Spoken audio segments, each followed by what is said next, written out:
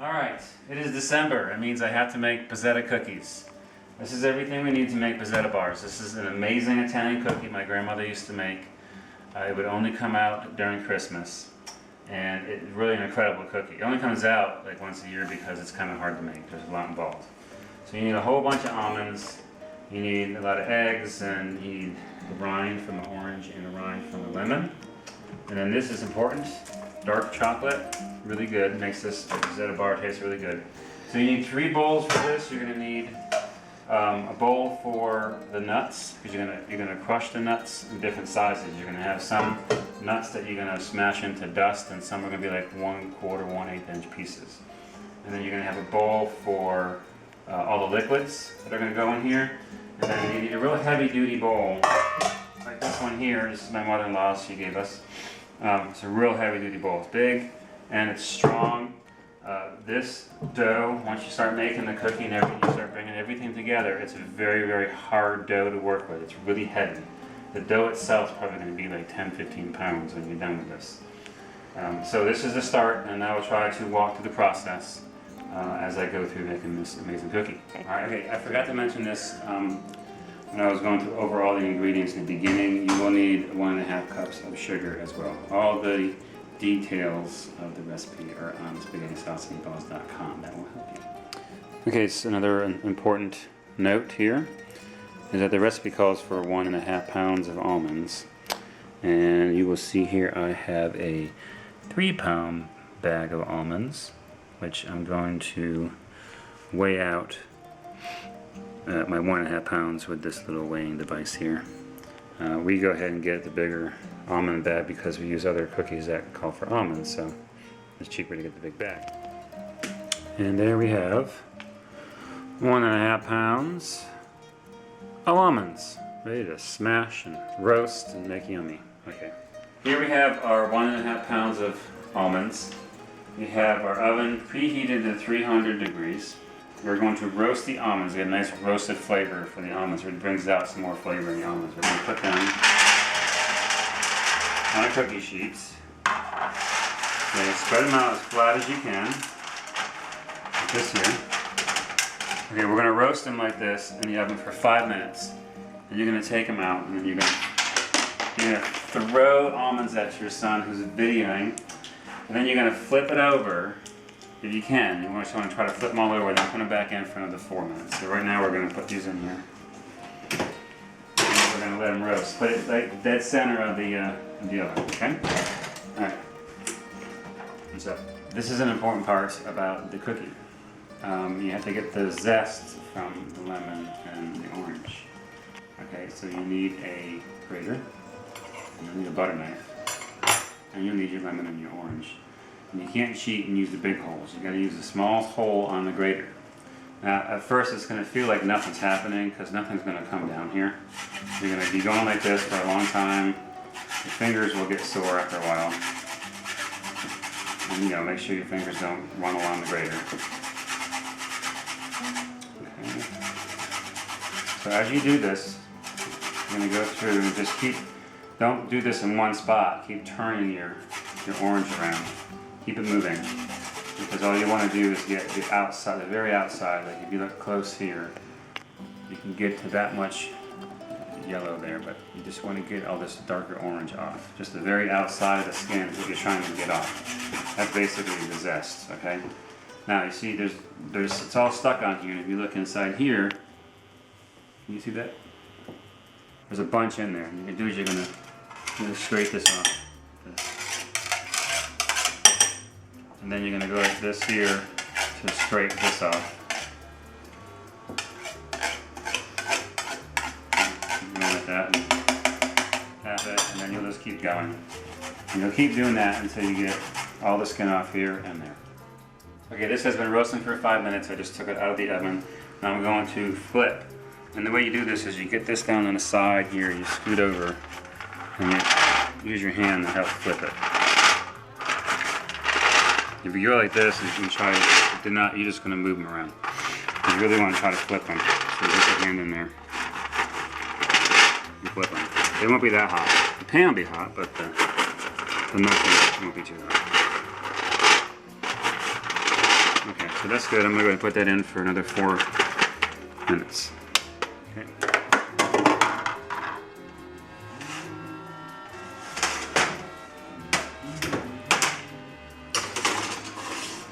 Alright, there you go. I just finished grating the lemon and the orange rinds, so then we have this nice lemon and orange zest ready to go.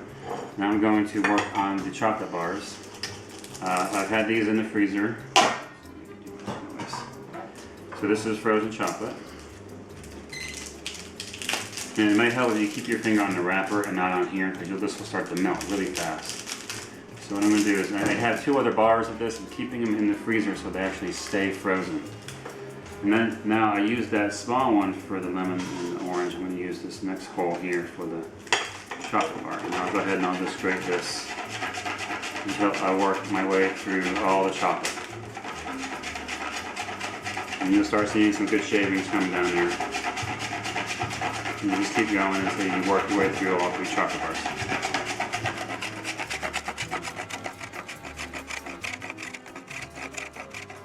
So this is the 3rd chocolate bar. I'm working my way through. I've made a lot of progress here. See, your hands are probably going to be a little tired doing this, because you can see here it takes a little bit of work to work your way through this. You're going to want to do it about this hard, this fast, until you get through all 3 bars. And you have to, at the end, take the paper off, and then keep going.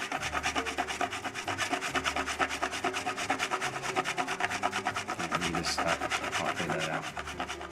Alright, so I've taken 3/4 cup of almonds and put them in the blender. I chop them up first into like 1/2 inch, 1/4 inch pieces. Put them in a blender so I have what you see here, which is like almond dust. That's important because it'll work through the flour and it'll help the cookie taste amazing. This is the lemon and the orange zest, and then this is the chocolate all ground up, grated, ready to go. Now what you're going to do with the rest of the almonds, put them in a Ziploc. Get the freezer Ziplocs that are heavy duty. And we're going to put as many as we can in there. Probably do 2 bags of this. Get this flat, like that. Get the air out and then seal it. And then you get a nice meat tenderizer like this, where you have a flat edge and a sharp edge. You can use a flat edge. And you're just going to work here and you're going to snap.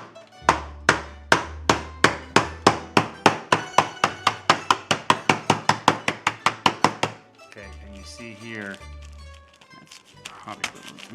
you see how they've got, that's about 1/8 of an inch, 1/4. You're looking for some nice sized chunks. You don't want to smash it to oblivion, but you get some dust, you get some chunks. That's what we're shooting for.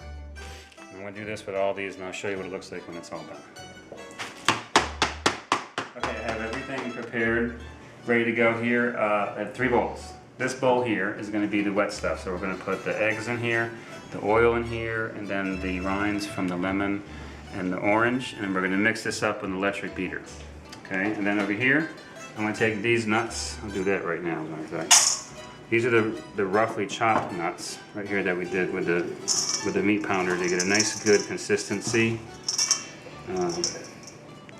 Like that there. If you can look, you see how they got some nice big chunks along with some smashed up stuff too. Okay, put that there. And then if you look here, we have dust that we made in the blender. That's almond dust. Put that there. And we're going to get that nice and mixed together. Okay, that's a good consistency. If you find any really huge chunks that you missed, you need to chop it up. Alright? Okay, so that's good there. Now if you see here we have the chocolate. This is going to go in last, so we keep that to the side. And this is what you need your really big bowl for. We're going to add 5 cups of flour, I believe it is, and we have cinnamon we're going to put in there. We have cloves, bacon powder, and sugar. It's all going to go in here. We're going to mix that up. And then we're going to mix all 3 of these things in this big bowl. Okay, now I have my 3 bowls ready. In this big bowl I have all the dry ingredients all mixed real nice. All the wet stuff is in here. All the nuts are in here, and the chocolate are over there. What we're going to do is we're going to slowly add the wet into the dry. And just keep mixing as you're pouring it in. is going to be feel like a very thick dough. And you're going to want to feel like you need to add more liquid to it. But actually, once you add the chocolate in there, it's going to make it liquidy.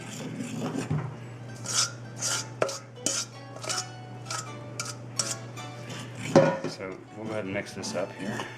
Good.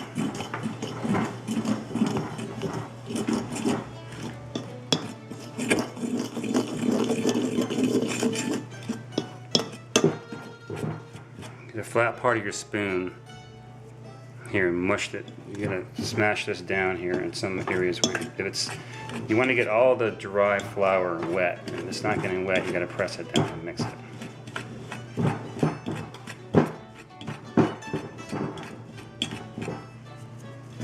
And you start using your hands in this to mix it in. It'll start feeling like a dough in a minute.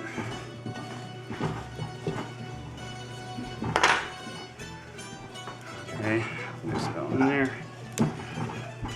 Okay, and now we're going to take all the nuts. We'll pour the nuts in. And I like to mix this up a little bit before I pour the chocolate in. Already it's getting really hard. Not hard, it's getting thick, but it's not really sticking together. You see how it's still crumbly, right? Okay, so now we're going to put some more of this in here. Now we're going to mix it with the chocolate. And we'll keep mixing until it gets thick. So I'll come back and stop. I've been mixing this for a while with my hands. And what's happening is right now it still feels like you're still going to feel like I need some liquid in here, but actually you don't. Because see how it's real crumbly? It's not staying together. It's staying together a little bit, right? But not a lot. Just keep mixing. This is the part that you could actually give up on here and think that you messed up. This isn't more crumbly than usual? No, why are you talking during the video? That's a good question. No, this is exactly how it happens every year. You think my table's gonna make it? Shush.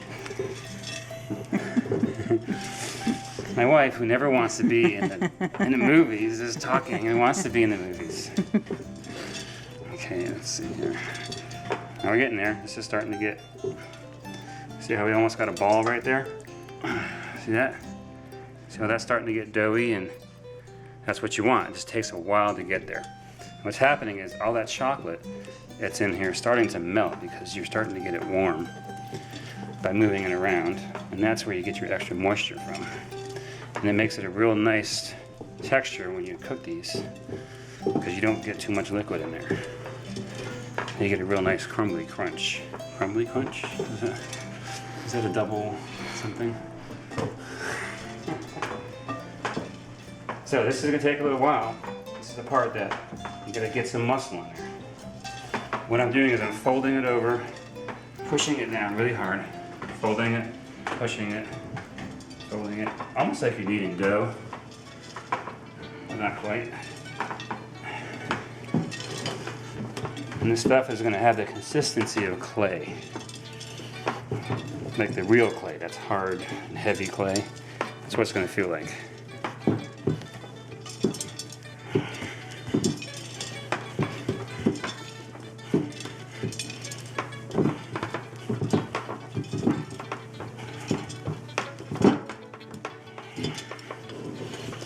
Now I'm squeezing it together, picking up all the little chunks.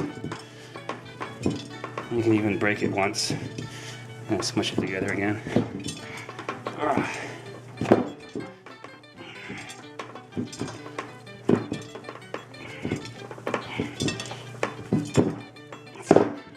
Just perfect.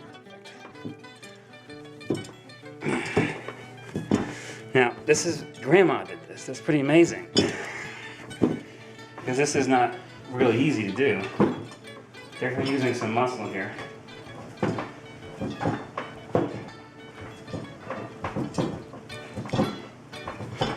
Alright, this is perfect. Okay, come closer here, let me show you. Okay, so I can take a piece off of here. I can show you how moldy it is. I can flatten it out and it stay in there. It's real hard, just like clay. And when we make our bars, that's good because you can get it just the right size you want. And it's okay if it's a little crumbly, but you should be able to form it into a nice shape. Okay, so I'll come back and make the bars. Okay, so now we have our nice dough here. Perfect. That's how it should be, just like a lump of clay with a lot of almonds in it. Okay. Now these are really cool. You like a little flour sifter thingy, a shaker, and put some flour. I put wax paper down here to help get our bars out.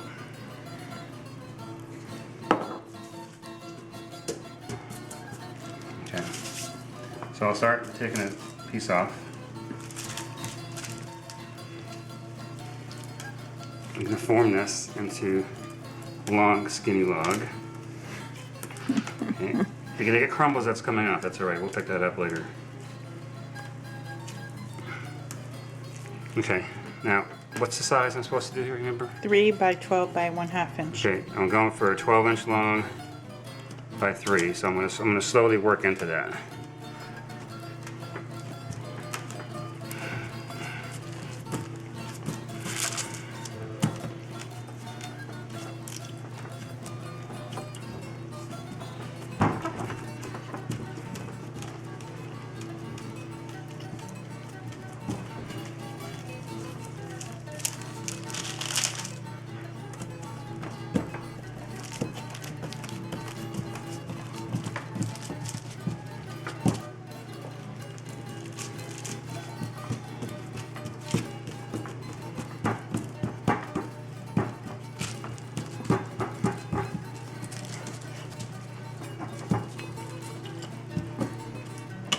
Okay, that's about 12, and that's about 3, and what do we got there? A little over, yeah, about 3/4 really is. That's pretty much what I normally do, 3/4. Okay, so that's one, and then what I'll do is I'm going to put a little bit of flour on here.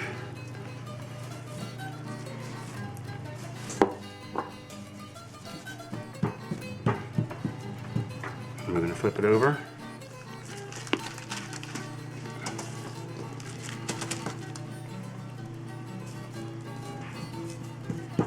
A little flour in there.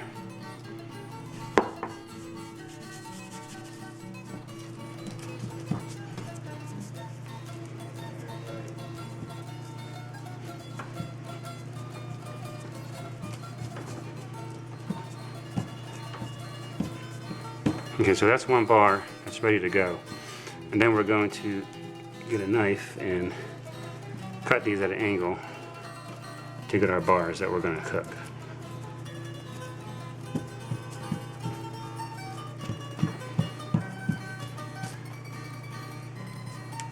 Okay, now I'll do that 3 or 4 more times until you're done. You're back. Okay, so I just finished doing all these. You'll probably sweat this a little bit because that's hard work actually getting these bars done. See the bars here? How pretty and nice. And a lot of tender love and care went into those. Takes a while to form it just right and get the size you're looking for. Make sure they're all smushed just perfect. Okay, because when they are, what you're going to do is you're going to take your knife. You want to get, don't go straight, you want to go a little angle like this. And you just go one shot like that. One cut. Don't be sawing or do multiple cuts. Just do one cut and leave it. You're doing about 1 inch on all of these.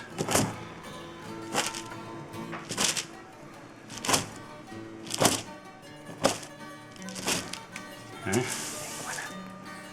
What? Pick it up and show. What? Looks like Okay. it. So here's the size. They're going to grow just a little bit when you cook them. And that's what you're looking for. You see how it has a nice little angle right there? It's going to help you when you cook them.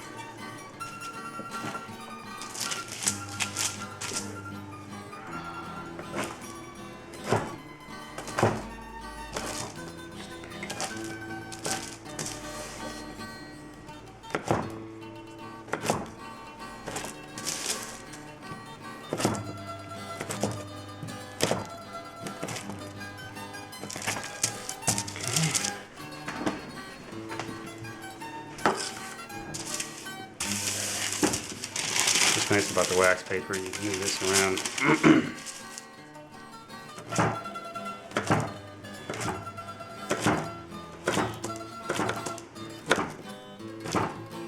You see a nut like that, don't cut right in a nut because it's going to spread out and mess up your cut.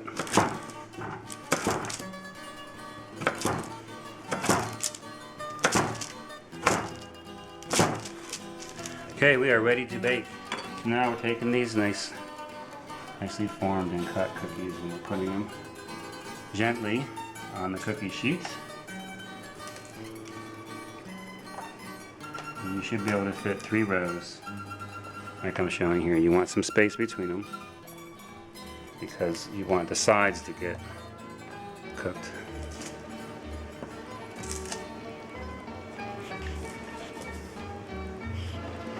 That's almond. Okay, so we have this ready to go. Into the oven. Alright. I just took this out of the oven. These have cooked for 10 minutes. I let them sit for a while on here. And then if you move them and they're stuck, you gotta just break them a little bit with this. Get them loose.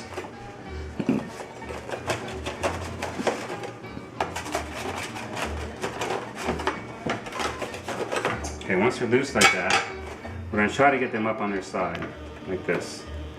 It's very similar to how you do a biscotti, or how my mother-in-law would say Biscotti.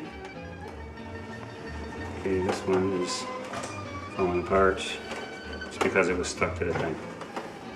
Okay, you really should spray your pan first. Okay, so you go like this here.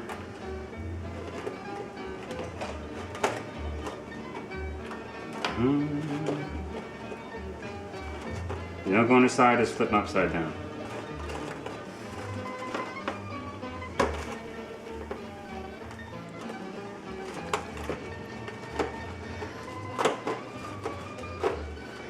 Okay, that's good enough. Alright. And they're all going to fall down. Okay. So we go back in for 3 more minutes. Okay, we'll let that cook for 3 minutes. We'll take it out and we'll put them on the cookie rack and let them cool.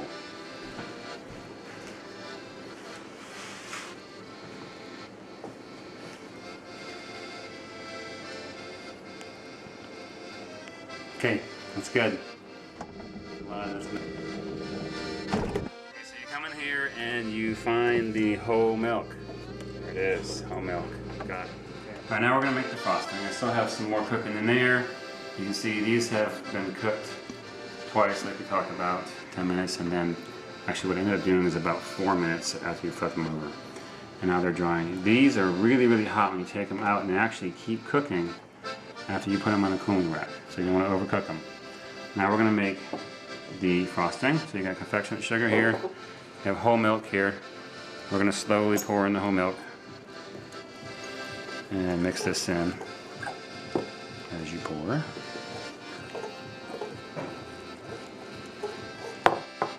Just keep mixing and then pulling in from the sides. And keep mixing.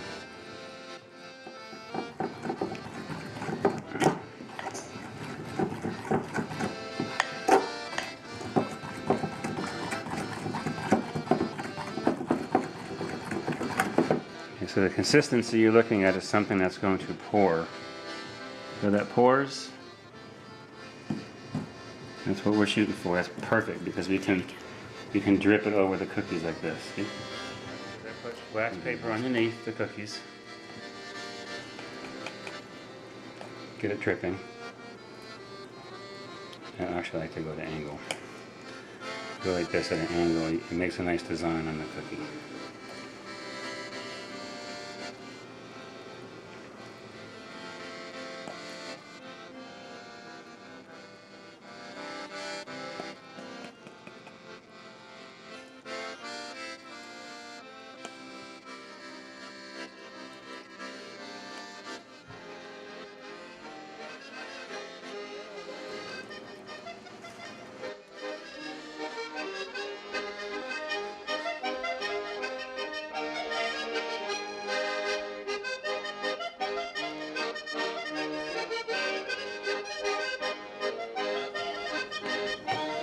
I'll save this. I'll do the ones that are coming out. If there's anything left over, I'll go back over all of them.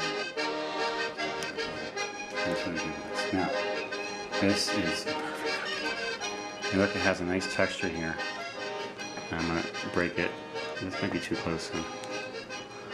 Okay, it has a nice crumbly texture in the middle.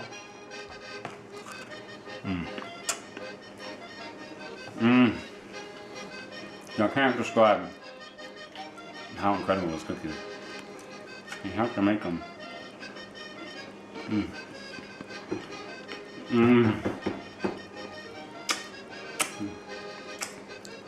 Undescribable. Indescribable. Very, very good cookie. The flavors are incredible in this because you have a little bit of chocolate. You have a little bit of the citrus coming in through, and you have the sugar on top, and you have, what else, the almonds, and all of it together is just in the cloves. It's just amazing. This is a wonderful cookie. It's worth the effort. So, there's more coming out.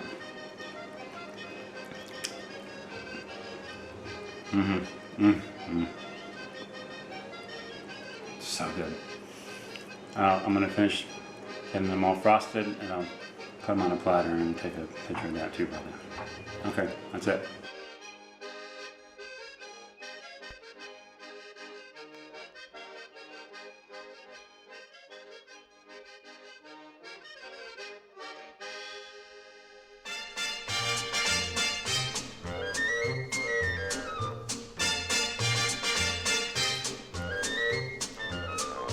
Dimmi quando tu verrai, dimmi quando, l'anno, il giorno e l'ora in cui forse tu mi bacerai. Ogni istante attenderò, fino a quando d'improvviso ti vedrò, sorridente accanto a me. Se vuoi dirmi di sì, devi dirlo perché non ha senso per me la mia vita senza te. Dimmi quando tu verrai, dimmi quando, e baciando mi dirai, non ci lasceremo mai.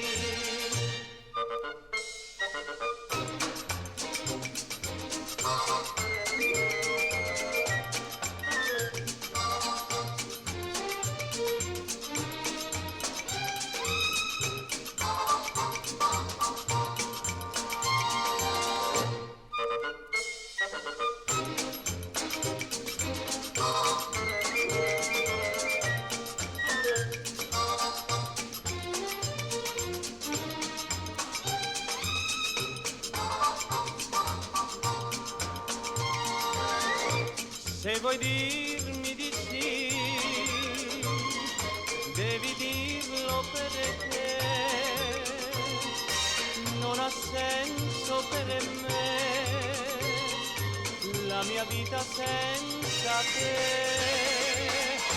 Dimmi quando tu verrai, dimmi quando, e baciando mi dirai, non ci lasceremo mai. Dimmi quando.